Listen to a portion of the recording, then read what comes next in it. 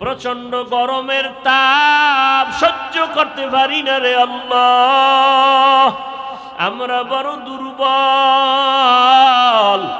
আয় আল্লাহ, একটু বাতাসও পাই না রে মালিক। জমিনের মধ্যে মানুষগুলো পাগলের মতো হয়ে যাইতেছে। ও আল্লাহ, খবর পেলাম কোন একটা ছাত্র দুনিয়ার থেকে চলিয়া গেল। গতকাল শুনলাম একটা ছাত্রী মারা গেল। আয় আল্লাহ তাআলা, আমরা তো আপনারই মোহাব্বতের বান্দা, আমরা তো আপনার আদরের নবীর উম্মত।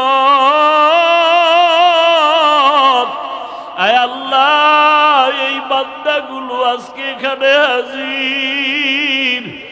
আয় আল্লাহ, গরম আর যাই হোক না কেন, তাকায় দেখেন আপনার বান্দারা আপনারে ভুলে নাই। এখানে খানার লোভে